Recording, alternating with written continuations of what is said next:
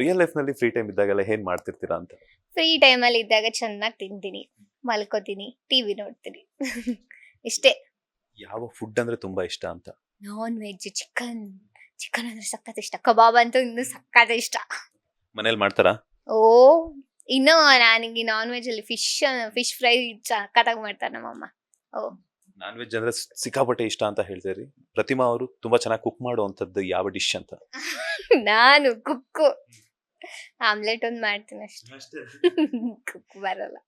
ಹಂಗಾದ್ರೆ ಇವಾಗ ನಾವೇನಾದ್ರೂ ಊಟಕ್ಕೆ ಬಂದ್ರೆ ನಮ್ಗೆ ಆಮ್ಲೆಟ್ ಬಿಟ್ರೆ ಬೇರೇನು ಸಿಗಲ್ಲ. ಇಲ್ಲ ನಮ್ಮಮ್ಮ ಮಾಡ್ಕೊಡ್ತಾರಲ್ಲ, ಸಕ್ಕತ್ತಾಗಿ ಮಾಡ್ತಾರೆ ನಮ್ಮಮ್ಮ. ಓಕೆ, ನಿಮ್ಮ ಹಾಬೀಸ್ ಏನೆಲ್ಲ ಇರುತ್ತೆ ಅಂತ? ಹಾಬೀಸ್ ಏನು ಇಲ್ಲ, ಫ್ರೀ ಟೈಮಲ್ಲಿ ಅದೇ ಹೇಳಿದ್ನಲ್ಲ, ಆ ಥರ ಏನೂ ಇಲ್ಲ. ಮೂವೀಸ್ ನೋಡ್ತೀನಿ, ತುಂಬಾ ಮೂವೀಸ್ ನೋಡ್ತೀನಿ. ನಂಗೆ ಮೂವೀಸ್ ಅಂದ್ರೆ ಸಖತ್ ಇಂಟ್ರೆಸ್ಟ್.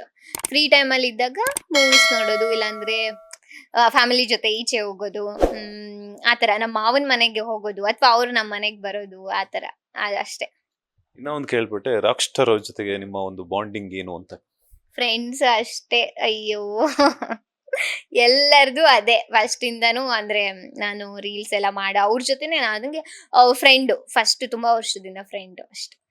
ಲೇಟೆಸ್ಟ್ ಹಾಗೂ ಇಂಟ್ರೆಸ್ಟಿಂಗ್ ಸುದ್ದಿಗಳಿಗಾಗಿ ಬಾಸ್ ಟಿವಿ ಕನ್ನಡ ಚಾನೆಲ್ನ ಸಬ್ಸ್ಕ್ರೈಬ್ ಮಾಡಿ. ಹಾಗೆಯೇ ಬೆಲ್ ಐಕಾನ್ ಪ್ರೆಸ್ ಮಾಡಿ. ಇದರ ಜೊತೆಗೆ ಫೇಸ್ಬುಕ್, ಇನ್ಸ್ಟಾಗ್ರಾಮ್, ಎಕ್ಸ್ ನಲ್ಲೂ ಮಿಸ್ ಮಾಡದೆ ಫಾಲೋ ಮಾಡಿ.